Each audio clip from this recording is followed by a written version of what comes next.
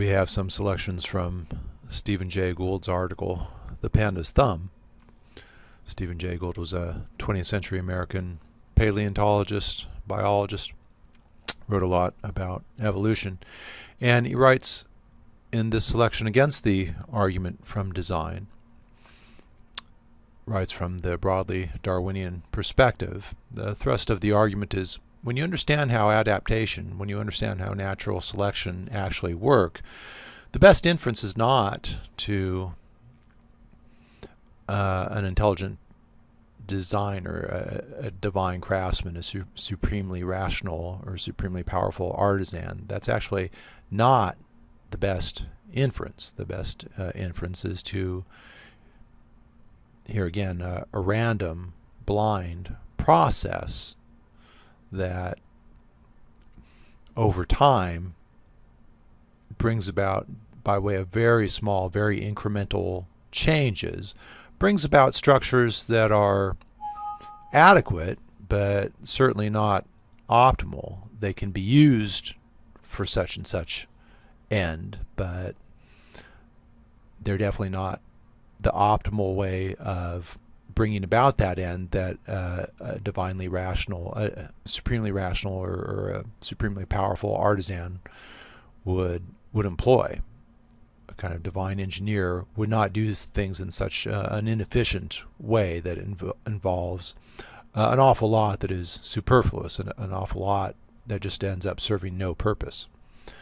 So that's the thrust of his argument. Now, Bonjour and Baker start off touching on an important distinction that we have to keep in mind before we turn to Gould's criticism of this line of thinking that we saw in Paley. We have to make a distinction between two different versions of the teleological argument that one could give. There's a distinction between local versions and global versions. So the local version of the teleological argument would just be any version that appeals to specific examples of order and says, because of this particular highly complex natural thing, we have to infer an intelligence that is responsible for it. So the local version appeals to specific examples of order. So we saw that in Paley, right? We saw that Paley is appealing to the complexity of the eye, makes the point that an eye is far more complex than a watch, anything that human beings could construct, anything that human beings could contrive. No question but the watch is a product of intelligent design. Therefore, the far more complex thing must be the product of mind as well. We saw Paley argue that it's implausible that blind, random physical forces would throw together anything as complex as an eye. So that would be an example of the local version of the argument. I touched on this distinction before, though, last time. I may not have used precisely this way of putting it, but as I pointed out, there's still the broader metaphysical question. Even if one finds that the local version of the teleological argument is not persuasive, as Bonjour and Baker point out, the broader metaphysical question is here again, why is there order at all? And the global version of the teleological argument would just appeal to the fact that there is order. Order as such, that is to say that there even is any order. Here again, there could have been chaos, or there just could have been a completely homogeneous universe. No differentiation, no complexity, nothing happening, no structure. Those are all other logical possibilities as well. But that's not what we find. Here again, what we find ourselves in has organization, arrangement, structure. So the global version of the argument, here again, goes back to this old question that preoccupied many early Greek thinkers. Why is there order rather than chaos? There could have just been chaos. So the global version of the argument appeals to the fact that there is any order at all, which in itself is surprising. Order as such, that is to say, the fact that there is order requires that we posit an intelligence responsible for it. So it's worth making this distinction at the outset here, because Darwinian criticisms of local versions of the argument would still leave the global version of the argument standing. Natural selection, all these processes that the Darwinian approach focuses on, all these processes like natural selection, adaptation, genetic variation, genetic combination, genetic mutation, well, that right there presupposes an order of the kind of order represented by genes. I mean, why are there genes at all?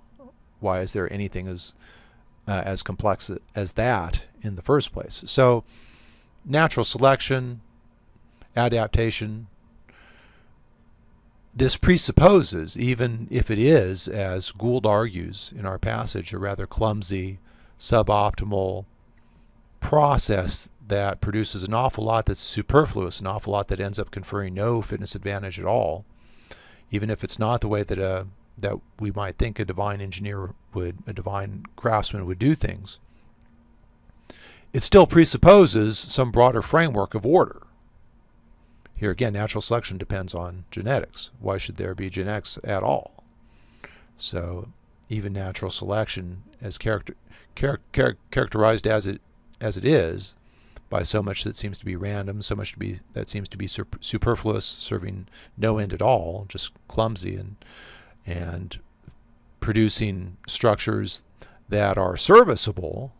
They are certainly adequate to the task for which organisms use them, but they're typically not optimally designed to serve the task that they end up being used for. But that is Gould's criticism. His critique of teleology is that the organic structures that we see serving some purpose are often not ideally organized to do so. They are adaptations of ancestral traits that originally served some other purpose. So in the selection that we have, Gould talks about a few different kinds of examples. He talks about orchids and how their mechanism of reproduction was adapted from structures that you find in other flowers.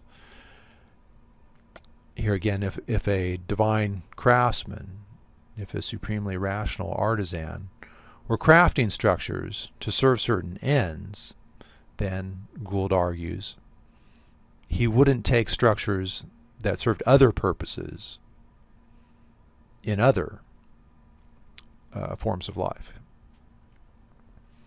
in other species. He would have just devised optimally well-suited structures for bringing about that task. The way Gould puts the point is to say, if God had designed a beautiful machine to reflect his wisdom and power, surely he would not have used a collection of parts generally fashioned for other purposes. Odd arrangements and funny solutions are the proof of evolution, paths that a sensible God would never tread. So the way that it actually works is characterized by so much redundancy, so much here again that is superfluous, that ends up serving no end at all. It's a rather clumsy process. By very small increments over very long stretches of time, it does produce structures that end up being, again, serviceable, used for, adequate to the task of this or that goal, but far from optimally well designed to bring about the goal for which they're used. So that's the way that natural selection works. Adaptation by genetic variation, that's the way that it works. And that doesn't really point to a divine craftsman. It doesn't really point to design as the best explanation. It points to this kind of blind, random process that is not at all efficient, but that brings about certain structural changes, just here again, randomly, by very small increments over very long stretches of time, not the way that a divine craftsman would go about things. So Gould's example, his main example in our selection, is the panda's thumb, hence the name of the article. The article is the panda's thumb, but of course thumb has to be understood as in scare quotes here because it's not really a thumb. That's Gould's point. The panda does have 5 digits, but like the other mammals to which it's closely related, none of the digits is an opposable thumb. But it also has this enlarged wrist bone, this wrist bone that underwent hypertrophy over time, and ended up, here again probably just as the result of a genetic variation, but that hypertrophy, that enlargement of the wrist bone, ended up, because of the particular environment in which this particular species of bear, the panda, lives, ended up conferring a fitness advantage. And so the ones that had this ended up reproducing. The ones that didn't have this mutation didn't do as well. And so over time, the gene that was connected to this enlarged wrist bone ended up being repeated, ended up being reproduced, and then that came to be characteristic of the species over time. Gould writes that the sesamoid thumb of pandas arose, actually he's quoting another biologist here, Davis, but Gould is endorsing this interpretation of what happened. The sesamoid thumb of pandas arose as a mechanical response to growth of the radial sesamoid. The enlarged radial sesamoid may have been fashioned by simple genetic change, perhaps a single mutation affecting the timing and rate of growth. So, as a result of this mutation, this groove developed in the panda's paw between the first digit and the wrist bone. The musculature, because of the enlarged wrist bone, the musculature, the distribution of muscles around the wrist bone and where it meets the digits, where it meets that first digit, that ended up changing as well. And then the result of that was this groove in the panda's paw, and just by chance, the panda learned how to use that groove to manipulate stalks of bamboo. And bamboo was abundant in the environment in which that particular species of bear found itself. And that species turns out to be, as a consequence of this variation, quite different in its form of life from other bears, right? Other bears spend an awful lot of time hunting. Pandas spend an awful lot of time, Gould says 10 to 12 hours a day, just stripping stalks of bamboo. And that is the overwhelming constituent, the overwhelming basis of their diet. So this simple mutation resulted in a phenotype, a structural change that ended up just in very clumsy, from Gould's point of view, just in a very clumsy, random, accidental way, ended up being advantageous in that environment. So the clumsy, suboptimal way that this adaptation happened is evidence against a divine craftsman, against a divine artificer or a divine artisan, as Gould says. It was clumsy. It just ended up conferring a fitness advantage. As Gould points out, the panda also has an enlarged, not only does it have this enlarged radial sesamoid, but it also has an enlarged tibial sesamoid as well, in the back paws as well. So it was just a simple genetic change. There's not as he points out, a single gene for each digit or for each component in the paw. These changes tend to be here again not as particular as that, not as precise as that. The enlarged radial sesamoid ended up conferring a fitness advantage. The enlarged tibial sesamoid that conferred no fitness advantage. That's what is meant in saying that the way natural selection works is that an awful lot of what happens just ends up being superfluous, just ends up serving no purpose at all. So the enlarged tibial sesamoid ends up serving no fitness advantage at all, but it's still there. It's still there because it's connected to this genetic mutation that on the one hand threw up a structure, namely the enlarged tibial sesamoid, that served no advantage at all, but the other mutation that was related to this same genetic change, the enlarged radial sesamoid, that did end up conferring a fitness advantage, because as Gould points out, pandas are related to other mammals that are already among the best in terms of manipulating things with their front paws, already have more dexterity than most other mammals, namely other bears, which can manipulate things with their front paws pretty well, and raccoons. Gould says those are the other mammals to which they're most closely related. The other mammals in a certain line, right? Obviously, primates are much better at manipulating things, but within the biological classification that this other group of mammals falls, the panda is closely related to other mammals like the bear and the raccoon that were already relatively good at manipulating things with their front paws. And because of that already existing structural situation, this genetic variation that resulted in the enlarged radial and tibial sesamoid bones, here again, it just accidentally, part of that, here again, just one side of that genetic variation ended up conferring a fitness advantage, which here again is not a very efficient way, one might have thought, not a very efficient way to bring about a structure that is for grasping bamboo. If the structure were for grasping bamboo, there would be no reason for the tibial sesamoid to be enlarged at the same time.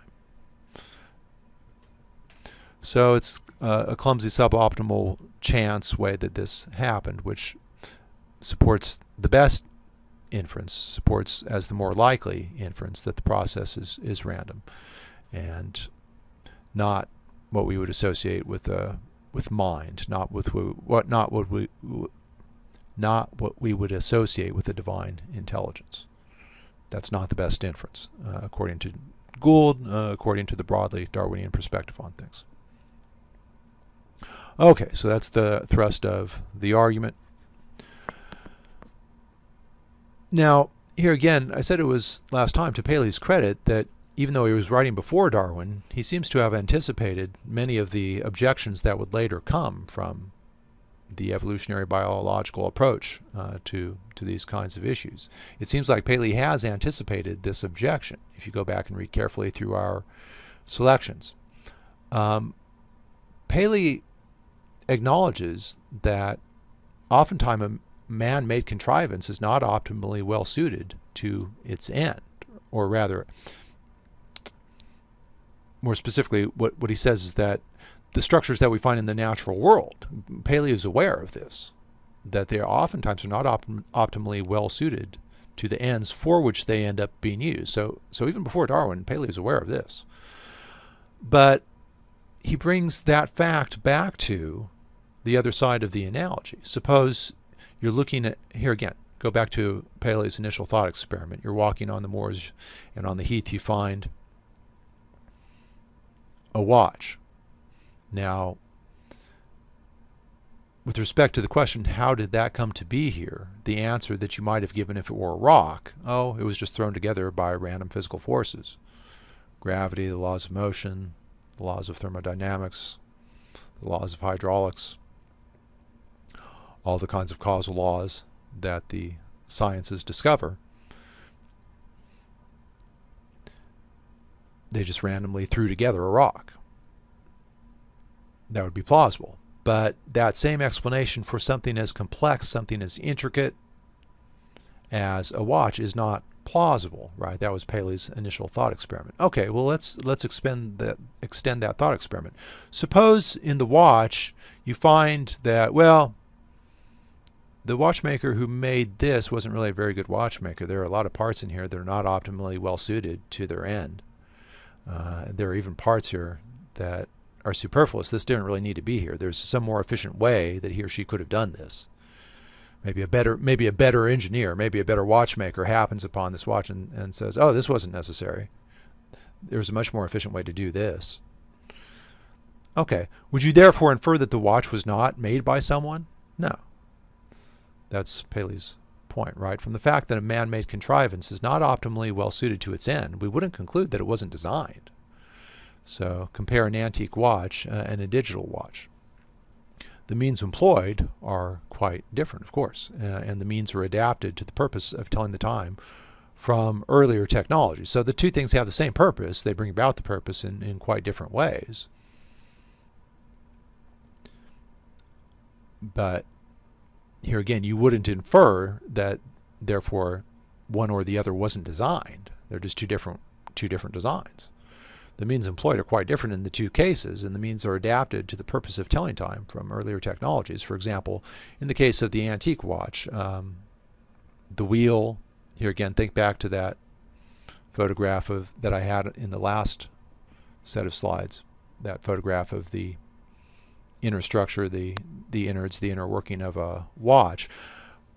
When you look at that, you see all kinds of parts that were originally used for other things. So the wheel, obviously, was invented long before watches were, so the wheels were originally used for other purposes.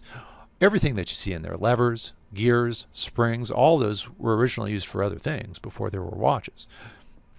Now, here again we saw Gould say, a supremely rational craftsman, a kind of divine artisan, would not, in designing a structure, would not use parts that were originally for some other purpose.